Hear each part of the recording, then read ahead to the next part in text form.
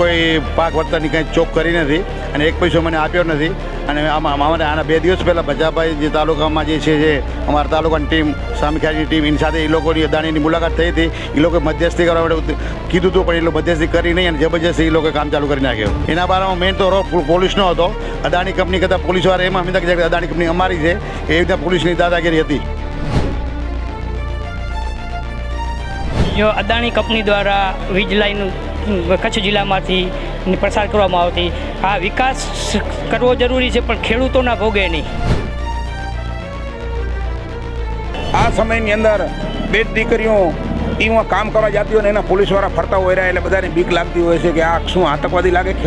ખેડૂત એનું જો કામ કરવા જતો હોય અને ખેડૂતને બીક લાગતી હોય તો આ રાજ્યમાં અટાણે કેવી રીતના વર્તન ચાલી રહ્યું છે અદાણીનું એ એક સમજવા જેવી વાત છે. તો આવનારો સમય હકીકતથી ખેડૂત માટે કપરો છે. તો ખેડૂતને અમે એમ કહેવા માંગીએ છીએ કે ખેડૂત તમે તમારી પોતપોતાની જવાબદારી સંભાળી અને સંગઠિત થાવ અને અદાણી કંપની સામે લડવા માટે તૈયાર થવું જ પડશે. નકા આ દાદ દેવાની નથી. અદાણી કંપનીની વીજ લાઇન સામે ખેડૂતોનો વિરોધ. અદાણી કંપનીની ખાવડાથી લઈ હળવદ સુધી વીજ લાઇન માર્ગમાં નાખવામાં આવી રહી છે, જેની સામે ભચાઉ તાલુકાના વાંઢિયા ગામના ખેડૂતોને વળતર મામલે અસંતોષ થયો છે. જોકે ખેડૂતોએ રજૂઆતો કરી હતી, પરંતુ તેની સામે આંખ આડા કાન કરીને કામગીરી ચાલુ રખાતા વાઢિયા ગામના ખેડૂતોએ વિરોધ શરૂ કર્યો હતો. જોકે કંપનીએ પોલીસને સાથે રાખીને જોહુકમી કરતા ખેડૂતોની સાથે હવે કિસાન સંઘ પણ મેદાને પડ્યું છે અને આ મામલે કચ્છ કલેક્ટરને આવેદનપત્ર પાઠવી રજૂઆત કરવામાં આવી હતી. ખાવડાથી હળવદ જતી વીજ લાઇનની કામગીરી અંતર્ગત વાઢિયા ગામમાંથી પસાર થતી લાઇનમાં ખેડૂતોના ખેતરો પણ આવી રહ્યા છે. છેલ્લા 2 દિવસથી વાંઢિયા બંદોબસ્ત ગોઠવી કામ આગળ ધપાવવા પહોંચ્યા હતા અને કામગીરી આડે બેસીને સાધનો લઈને નીકળી ગયા હતા. આ ગામના ખેડૂતોના ખેતરમાં પાક લહેરાઈ રહ્યા છે અને પૂરું વળતર આપ્યા વિના જ કામગીરી શરૂ કરાતા ખેડૂતો વિરોધ કરી રહ્યા છે. ખેડૂતોના વિરોધ વચ્ચે પોલીસ ઉપરાંત વિરોધ કરતા ખેડૂતોની પોલીસે અટકાયત કરતા મામલો બીચક્યો હતો. ખેડૂતો સામે પોલીસ કાર્યવાહીના પગલે કિસાન સંઘના આગેવાનો સ્થળ ઉપર રામધૂન સાથે ભજન કીર્તન કરીને વિરોધ નોંધાવ્યો હતો. આ દરમિયાનમાં તાલુકા તથા જિલ્લા કિસાન સંઘના આગેવાનો પણ આવી પહોંચતા કંપનીના કર્મચારીઓ મામલે કિસાન સંઘે આવેદનપત્ર પાઠવીને પૂરતું વળતર નહીં મળે ત્યાં સુધી આંદોલન ચાલુ રાખવા ઉપરાંત જરૂર પડીએ આંદોલન ઉગ્ર બનાવવાની ચીમકી પણ આપી હતી. બ્યુરો રિપોર્ટ સત્યડે.com ભચાઉ. મારું નામ ભગુભાઈ અર્જણભાઈ આહિર, ગામ વાંઢિયા, ભારતીય કિસાન સંઘ વાંઢિયા અધ્યક્ષ. ખાસ કરીને જે રીતના જે વીજ લાઇન જે કંપની છે તેમના દ્વારા જે અન્યાય કરવામાં આવી રહ્યો છે ખેડૂતો પર, શું છે સમગ્ર મુદ્દો? શું છે સમગ્ર મુદ્દો સાહેબ એવો હતો કે મને કોઈ પાક વળતરની કંઈ ચોક કરી નથી અને એક પૈસો મને આપ્યો નથી. અને અમારે આના 2 દિવસ પહેલાં ભજાભાઈ જે તાલુકામાં જે છે જે અમારા તાલુકાની ટીમ સામખિયાળીની ટીમ એની સાથે એ લોકોની અદાણીની મુલાકાત થઈ હતી. એ લોકોએ મધ્યસ્થી કરવા માટે કીધું હતું પણ એ લોકો મધ્યસ્થી કરી નહીં અને જબરજસ્તી એ લોકોએ કામ ચાલુ કરી નાખ્યો. ખાસ કરીને જે ગઈકાલે જે બનાવ બન્યો હતો, દમન ગુજારવામાં આવ્યો હતો, શું કહેશો? એના બારામાં મેઇન તો રોક પોલીસનો હતો. અદાણી કંપની કરતાં પોલીસવાળા એમાં સમજતા કે અદાણી કંપની અમારી છે એ રીતે પોલીસની દાદાગીરી હતી. હવે શું માંગ? અમારી જે માર્કેટ ભાવે જે વેલ્યુ છે એ મને વળતર આપે, પાક નુકસાની આપે તો અમને કોઈ વાંધો નથી. જો માંગ સ્વીકારવામાં નહીં આવે તો આગામી સમયમાં જે કિસાન સંઘ જે કરશે એ અમને મંજૂર છે. મારું નામ જાડેજા જયપાલસિંહ, ગામ કુંભારડી, ભચાઉ તાલુકા કિસાન સંઘ ઉપપ્રમુખની જવાબદારી. ખાસ કરીને જે ખેડૂતો સામે વીજ લાઇન મુદ્દે અન્યાય થઈ રહ્યો છે, શું કહેશો? જો અદાણી કંપની દ્વારા વીજ લાઇન કચ્છ જિલ્લામાંથી પસાર કરવામાં આવતી, આ વિકાસ કરવો જરૂરી છે પણ ખેડૂતોના ભોગે નહીં. કોઈ પણ વિકાસ થતો હોય તો એમાં બધાને સહભાગી હોવું જોઈએ કે ખેડૂતોના ભોગે નહીં. આજે 765 કેવી એટલે 7,65,000 વોલ્ટેજ એટલે કે હાઈ ટેન્શન લાઇન કહેવાય. એના નીચે જમીનની સાથે સાથે જમીનમાં અમારે કોઈ પણ પાક વાવતા પહેલાં પાણી પાતા હોય ને ખેડૂતો, એના નીચે પણ કરંટ આવે છે. એની નીચે કોઈ પણ જાનવર ચાલે ને તો એ કરંટ આવતું હોય. તમે જોઈ શકો છો કે એકદમ હાઈ વિલેશન છે. અને જે ટાવર આવ્યા પછી જમીનની જે 2 વર્ષ સુધી ખૂંદાણ જે એના મશીનરી મોટી મશીનરી જમીન દબાઈ જાય. 2 વર્ષ સુધીમાં પાક નથી પાકતો, અને એને પૂરતું જમીન કિંમત પ્રમાણે વળતર આપે, અને જો કોઈ પણ ટાવર આવે ને તો એની આજુબાજુમાં 50 મીટર જમીન એને પણ નથી થતી. એ ભવિષ્ય માટે પણ, ખેડૂતો માટે, આવનારી પેઢી માટે પણ નુકસાનકારક છે કે જમીનોની દિવસે દિવસે ભાવ વધતા જાય. એટલે જમીનની જે પડતર કિંમત, જે હાજર ભાવ હોય, ભાવ આપે, એનાથી એની બાજુની જમીન પણ એમાં સામેલ કરવામાં આવે કે કારણ કે એ જમીન પણ ખેડૂતને કામ નથી આવતી. કારણ કે એની બાજુમાં કોઈ પણ પાણીનો હોજ બનાવવો હોય, ખેડૂતને ગોદાઉન બનાવવો હોય, કોઈ કપાસ રાખવા, મગફળી રાખવા, તો ગોદાઉન પણ નથી બનાવી શકતા. એટલે જમીન પણ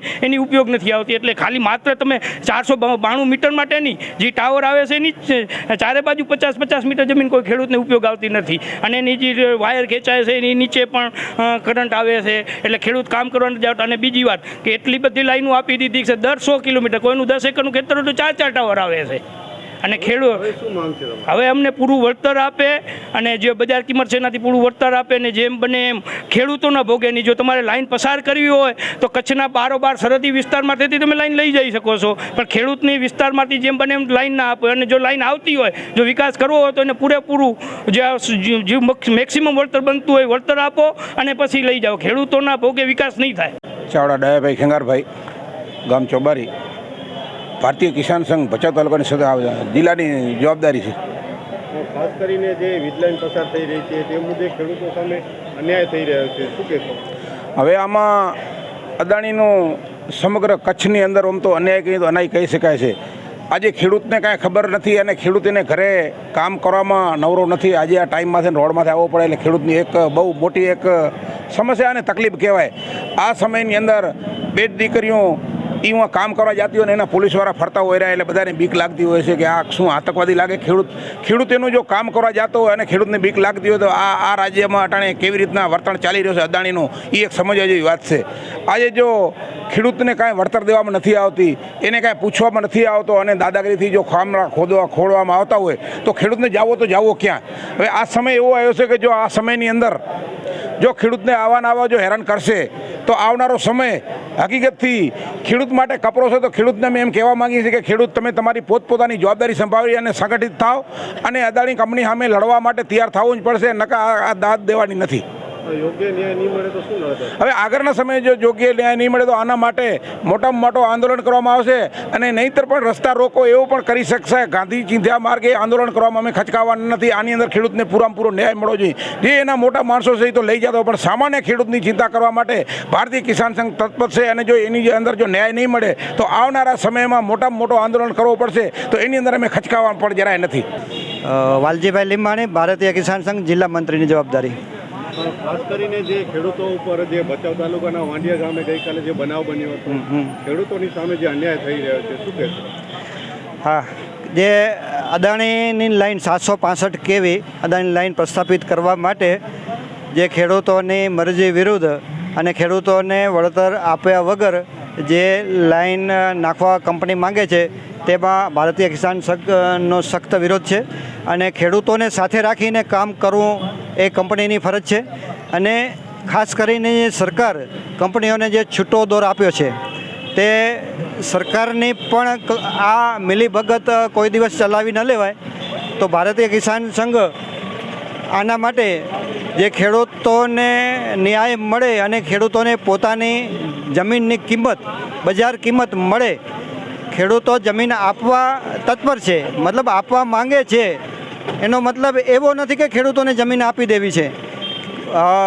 દેશના વિકાસના કામ માટે ખેડૂતો અને ભારતીય કિસાન સંઘ હંમેશા અગ્રેસર રહે છે. એટલે પોતાની મહામૂલી જમીન, પોતાની મા સમાન જમીન કંપનીઓને આપીને ભારતનો વિકાસ કરવા માગે છે. તો સરકારને આ વાત સમજવી જોઈએ. ખેડૂતોને એની જમીનની પૂરતી વળતર આપવી જોઈએ. ખેડૂત પરિવારનું પણ સોચવું જોઈએ. આ રીતે પોલીસને સાથે રાખી અને ખેડૂતોને જે દશા કાલે કરી એ કોઈ દિવસ કિસાન સંઘ ચલાવી નહીં લે. આવી દાદાગીરી, દમન પણ આપણે જોઈએ તો ઇતિહાસમાં પણ થયેલું નથી. આ ખોટી દમનગીરી, આ જે નીતિ, પોલીસની નીતિને અમે સખ્ત શબ્દમાં વગોડીએ છીએ. અને આના માટે સરકાર કંઈક વિચારે, અને જો સરકાર આગામી સમયમાં કાંઈ પણ પગલાં નહીં લે તો ભારતીય કિસાન સંઘ ગાંધી ચિંધ્યા માર્ગે ઉગ્રમાં ઉગ્ર આંદોલન કરશે. અને કિસાન સંઘ કઈ રીતે આંદોલન કરે એ પોતાની નીતિ રીતિ છે. એટલે આગામી સમયમાં જો ખેડૂતોને ન્યાય નહીં મળે તો ભારતીય કિસાન સંઘ સંપૂર્ણ પણ એ રસ્તા પણ બંધ કરી શકે. એની નીતિ રીતિ પ્રમાણે એ પોતાની નીતિ રીતિ પ્રમાણે કાંઈ પણ ખેડૂતોનું સંગઠન ખેડૂતો છે. તો ખાસ કરીને અદાણી વિકાસના નામે ખેડૂતો સાથે અન્યાય કરી રહી છે, શું કહેશો? હા, આપણે ધ્યાનમાં જ છે કે કચ્છનો વિકાસ કરવો એ સારી વાત છે. અને રહી વાત કે કચ્છમાં ગ્રીન રિન્યુએબલ એનર્જીની સ્થાપના, તો ગ્રીન રિન્યુએબલ એનર્જી સારામાં સારી વસ્તુ છે. તો મોદી સાહેબનું પણ એક સપનું છે કે કચ્છને એક મોટામાં મોટું વીજનું મથક બનાવવાનું. તો ખેડૂતોની વાત એક જ છે કે ભાઈ કચ્છની અંદર 70% જમીન બંજર જમીન રણ દરિયા વિસ્તારે. તો આ 70% જમીનમાં એના પોતાના કંપનીના જે યુનિટો છે, વીજ ઉત્પાદનના જે સોલાર પ્લાન્ટો છે, વીજળી છે, ટ્રાન્સમિશન લાઇન છે, એ કરે. બાકી ખેડૂતોને એની ખેતી કરવા દે. અને સરકાર પણ અત્યારે નર્મદાના પાણી માટેની આગળની બધી યોજના બનાવી રહી છે. અને ખેડૂતોને પણ હવે આશા બંધાણી છે કે અમને નર્મદાનું પાણી મળશે. તો શા માટે ખેડૂતોની જમીન બરબાદ કરવી? આ વસ્તુને અમને સમજણ નથી પડતી. એટલે અમને સરકારને સ્પષ્ટ કહી છે કે 70% કચ્છની ખાલી જમીન પડી એમાં વિકાસ કરે. જો તમે આ વિડીયો ફેસબુક પર જોઈ રહ્યા છો તો લાઈક અને ફોલો કરો, અને યુટ્યુબ પર જોઈ રહ્યા છો તો અમારી ચેનલને સબસ્ક્રાઇબ કરો. સત્તરે.com આઝાદી સમાચારોની.